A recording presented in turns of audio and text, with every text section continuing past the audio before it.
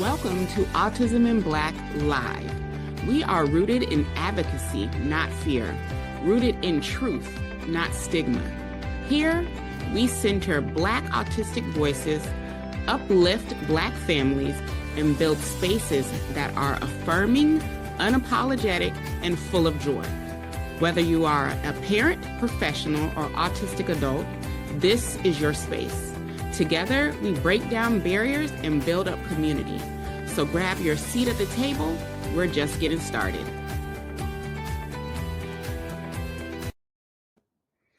Welcome everyone to episode 3 of our Vision to Venue series. I am Maria Davis Pierre, and I am the CEO and founder of Autism in Black. And I also have my husband, who is my co-star here. What's going on, everybody? It's truly Dr. Barry Pierre, the co-founder of AIB. How y'all doing? Welcome, and we hope everybody's weekend was as good as can be. We know that the weather has it cold everywhere, including here in South Florida. So hopefully everybody is staying warm and making it through these winter storms that we're having.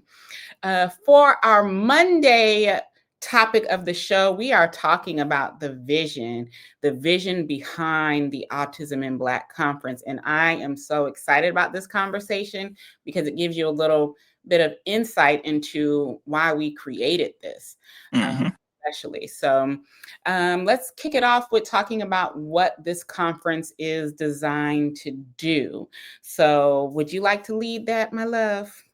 Yeah, I think when we kind of rewind time, right, and one figure out when we first had that conversation, like, all right, like let's do this, right? Let's do this conference. Mm-hmm. I think it got to the point where we had so many requests for people in our community of just wanting to kind of be the getter. Yeah. Because it was one of the first times where we kind of realized, like, wow, this community is much bigger than we thought. Like, it wasn't like this small, I know you, this person, I know this person. Like, once we started really connecting the dots and realizing just how big the community was, that was kind of the spirit brainchild that kind of led us to say, hey, maybe we should do a conference. Exactly. I think, and I know my Black professionals can probably relate to this, is like, oftentimes when we are together at conferences or, events that are from that professional aspect, there's not many of us there. We will find each other, we be like, oh, there's my people, but there's not that sense of safety and community connection because we are not, in community just with one another. And I think in building the Autism in Black conference, one of the things that are foundational for us is creating that safe space. And from the first conference, that is what we have heard. Like, I have never been in a space where I felt so safe to be me. I don't have to mask. I don't have to code switch. I know that I am in community with my people. And that is what we strive for every single year, is making sure that if only for the weekend, if you're only having the Autism in Black experience for those 3 days, that those 3 days, you are feeling safe, you are feeling seen, and you are feeling heard. We do it through all of our Autism in Black program, but if you're only coming for the conference for those 3 days, we are ensuring that, that is key and pivotal and foundational for us. Yeah, I think the reason why that's so big is because a lot of times, especially, we hear the term code switching. We hear the phrase kind of this imposter syndrome, right? Where we almost feel like being ourselves comes with this negative stigma. Exactly. So now you have an environment, right? The Autism Black community environment, and now you have a conference where, you know what, that's not negative anymore, right? Like, no, that's you're okay to be yourself. You're okay to be open, and when you're open, and I see this all the time, especially with patients I take care of, where when they don't know you, They don't really tell you a lot about their medical history. They're very apprehensive of being open. But once they kind of understand, and more importantly, know that, hey, this is a space where I can feel safe and trust the people I'm around, all of a sudden everything kind of comes out, right? And you're able to heal, you're able to get better. So that's kind of the, kind of the onus in the environment, right? Where we're able to kind of take away any of these negative stigmas of what it's like to be Black and autistic and say, no, just be you. Right, like, like the label, you can just put away for now, right? You could just be you and feel comfortable doing that. Exactly. And I think something else we pride ourselves on is that Barry and I are so transparent and so real, that it just kind of translates to whoever is around us. And I think that gives parents, especially, the opportunity to ask questions that a lot of times they may feel shame in asking.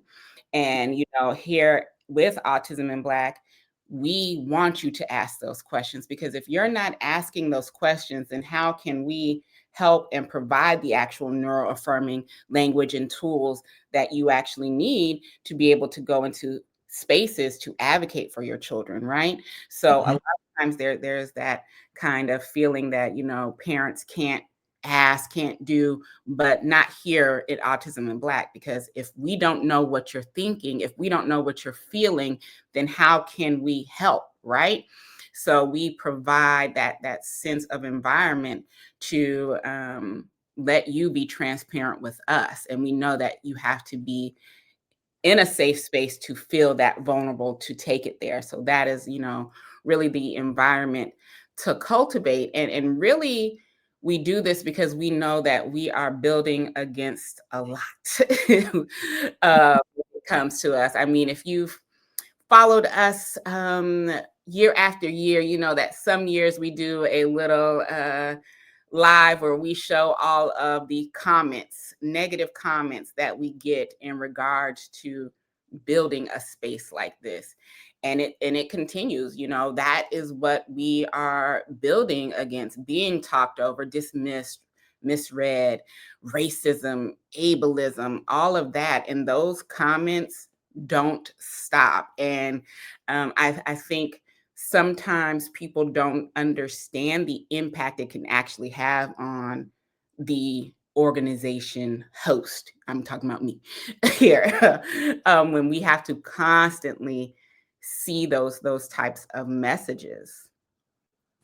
Yeah, and I think especially when we talk about kind of moving in the environment that we move in from, right? It's one of those things where you're almost kind of like dodging, right? You're like dodging, a hit after here. You're dodging a comment here. You're ignoring what you have to ignore, because at the end of the day, the mission has to be like, hey, you know what? I have to get Black families educated. I have to get Black advocates educated. I have to get Black advocates of those who take care of people who are autistic educated, and more importantly, the autistic adults themselves, right? Like I have to kind of be the one who kind of takes the arrows while they kind of follow behind me. And that's one mission that we've loved to sign up for, and we're glad to continue it.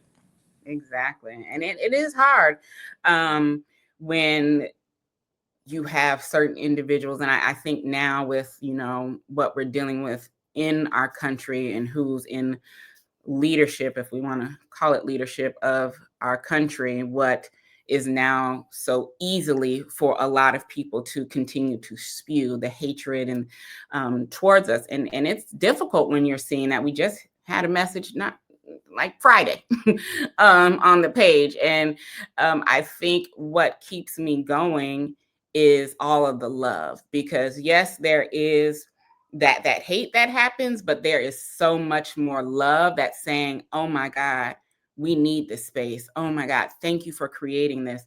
Oh my God, now I have a vision of future, what it could be for my child, right? I have a network of other autistic adults that I can now be around. It's not just me. So that love and support fuels us just to keep going. And we thank you all for that, because, sometimes those comments are hard when you're building against people who see the word Black and get so offended. And we have said time and time again that our space is for everyone. Matter of fact, if you are not Black, you really need to be in the space, because when you are a professional who is taking care of the Black community, you need to be in the space to know how to not do harm or continue to do harm to us. So you need to be in the space. The only thing that we continue to stand on, and we're always going to stand on, is that all of our programming centers around the Black experience. And that's never going to change. Never, never, never going to change. But any and everyone is invited into an Autism in Black space. And that's what we stand on, and we will continue to stand on. So if that doesn't align with you, go find your people. Oh goodness, what else do we want to talk about now that we've I think I'm just looking. This is a good point. Like, hey, like, what are some of the things, especially for autism in Black, right? Like, what are some of the things that the energy and the effort and the organization is help building against? mm, mm, okay, we're definitely building against isolation. I think that is one of the crucial parts. We are really talking about building community.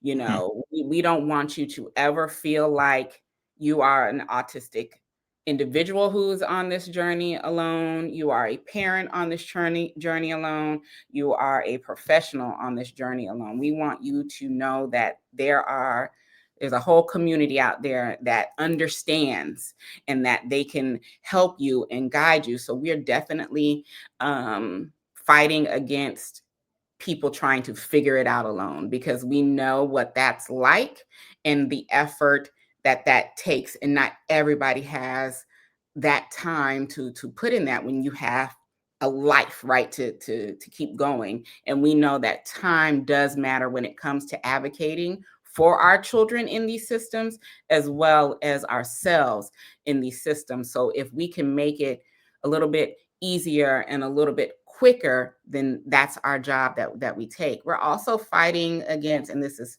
something I hold near and dear to my heart as a Black autistic woman raising a Black autistic girl, is the erasure of Black autistic girls and women when it comes to the community. We have events where we talk about how Black autistic girls and women are considered intersectionally invisible when it comes to the research of autism and Blackness. And we are constantly bridging that gap when it comes to that, because we know we're out here and we're not invisible. So we're building against that, right? We're building against being pathologized, right? Like something is always wrong with us. We're building against, again, like I said, being talked over and being dismissed. Sometimes going to other spaces and other conferences, they have one token session where it's talked about intersectionality and being Black and neurodivergent, or Black and disabled, or Black and whatever. And here, no, every single session is talking about that intersectionality piece. Every single session, you're leaving with those tools to be able to go and advocate for yourself better, or advocate for your child better, or advocate for your client or patient better. So we're building against all of those negative things when it comes to, and those stereotypes when it comes to intersectionality of being Black and disabled. Yeah, and I think the reason why that's so important, especially when we talk about intersectionality as well, too, a lot of times, and I found, especially over the years, just my role within the organization has grown Mhm. out of the shadows, right? I like to say, because the stigma, and we talk about stigmas and getting rid of them, right? Of the Black father and Black father being present within the family, right? Which obviously the data, right? Like if you just read the data, it's it's a farce, right? Like I hate to say it, right? no, I'll say a lie, but like it really is what it It is, is a right? lie. The data shows that Black dads are present in there. The data backs it up. Right. So when you then add on having a child who may be autistic or a partner who may be autistic, right? All of a sudden, right, like the fathers, right, like they think that's going to be worse, right? So now imagine having to already fight the stigma that Black fathers aren't around, Mhm. and then like, oh, like if it's a special needs child, oh yeah, they're definitely not around, right? And then having to fight that again. And when we talk to so many families, and especially and I'm talking to so many fathers who are there, who are present, who are at IEP meetings, who are at the panel discussions, right, who are at the schools, right, who want to make sure that everything is being done correctly for their child, right. It is one of those like eye-opening, like, yes, like we are here. So it's just continuing in the mission of just making sure that people know that, hey, you know what, this is a community, right? We're big on community here. This is a community. We're here together, and we're going to make sure that we get through whatever obstacle that is in our way together. Exactly. And I'm so happy that Dr. Berry has, because I have been trying to push him into the spotlight for a long time in regards to this, and I'm glad that he is finally walking in his purpose to help a lot of Black dads, because the man side of it, if y'all have heard me talk before, y'all know it's completely different. The things that they have to navigate through being a Black male in this society.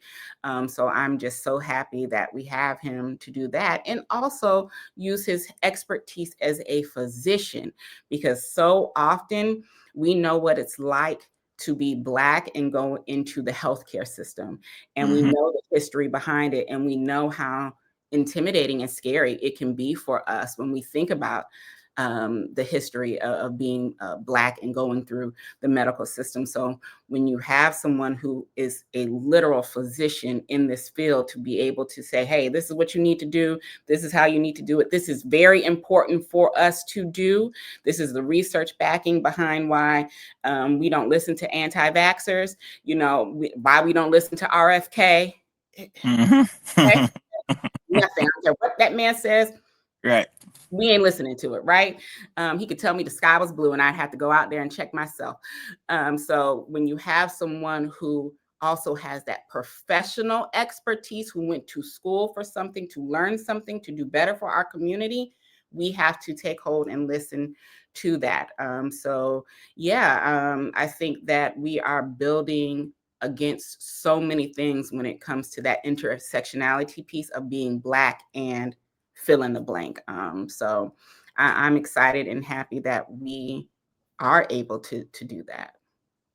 So of course, I think a lot of times what people ask, right, especially when it comes to the conference, is, what does it look like, especially as an attendee, right, as from a success story, like after the conference, right? Like what does that feel like? How am I supposed to feel? How am I supposed to move? Like how am I supposed to know that your vision, came through to me for this conference? Ooh, one, I think leaving with the feeling of joy. One that you felt seen, you felt heard, you felt that you were with your people. There was no explaining that needed to be had, right? You were in community. So one, I think you leave with your spirit feeling a little better. That's one thing that we constantly hear all the time, is that we leave feeling a lot better than what we came in with. Two, Dr. Berry always says this, is that you leave with actionable items that you can put into place from the day that you step into first session. So you have actionable tools that you can leave with that are going to make advocating within the school systems easier, advocating within healthcare systems easier, advocating within your job easier, whether you are an autistic individual advocating for yourself at your job, or a professional who's advocating for your clients and patients. You are going to be leaving with those tools and strategies from the time that you step from session one on that Friday to Sunday. So you will be leaving with those items. I also think we leave with more than just inspiration. We leave with that accountability of, okay, yeah, we really have to bridge this gap for the Black community. It is, not only my mission, but now the mission of anybody who attends any event that we do. Like, this is the stats of what we're dealing with, and this is why it's imperative that we go out and advocate in the manner that we need to. Mm-hmm. Um, so, and I also think, again, I'm going to keep saying, not only are you leaving with information, but you leave with that community, because we don't ever want you feeling like you are in isolation in this. Yeah, and I think that's so important, especially kind of the tail off is just making sure that when you do leave the conference, which obviously link is across the screen to Yes. register. When you do leave, you don't leave with any feeling like, all right, now I got to handle this all on my own now. Mm-hmm. Right. Like we want you to make sure and make it a point, right, to reach out to someone at the conference, whether you're attending in person or virtual, and say like, hey, can we just be, text buddies, email buddies, just so I can kind of stay in the know of what's going on, or just have someone to reach out to, someone to talk to. Obviously, we have our Autism Black community as well too, which again you could be a part of as well. But definitely make sure that you don't leave here thinking that like, all right, now that I got the tools, all right, let me go back on my own because I'm used to doing stuff on my own. We don't want that to occur, right? Understand that this is a community that is a lifelong community that we want to see everyone kind of grow and prosper together moving forward. Exactly. And I definitely want to hear from you viewers watching, like, drop in the comments if you're attending virtually or in person here in Palm Beach, Florida with us, what you are wanting to get out of this year's conference. And then we'll definitely on our Friday recap go through some of those comments and answer some questions if you have them. So make sure you are dropping it in the comments for us, because we do read them, and on our recap we can answer them all for you in real time, so you can get your answers. And make sure you are going to the link that is scrolling across the bottom so you can secure your ticket and join us April 17th through the 19th, virtually from anywhere, or at West Palm Beach, Florida with us. And all of the hotel information is there as well, if you are joining us in person. So you can go ahead and book under our group discount link. So what is that it for us for today's Monday session? You got I something you think that's it for today. Tomorrow we get into some systems conversations, some logistics conversations. We'll bring it back to when we were doing this thing virtual, up until as we continue to move on in this series, and we'll start talking about like the in-person aspect of it. So yeah, no, tomorrow's gonna be a good one. Tomorrow will be Dr. Barry leading that conversation, because we know he is all logistics for Team Autism in Black. So we're all going to be excited about learning some of that back end logistics. Until then, enjoy your Monday. Thank you for joining and tuning in with us. Secure your tickets if you haven't already. The link is scrolling across. We want to see you either virtually or in person, April 17th through the 19th. So make sure you are joining us for our Rooted in Healing experience for the 6th annual Autism in Black Conference. Enjoy your Monday evening, and we'll see you tomorrow. Yeah, tomorrow, yeah.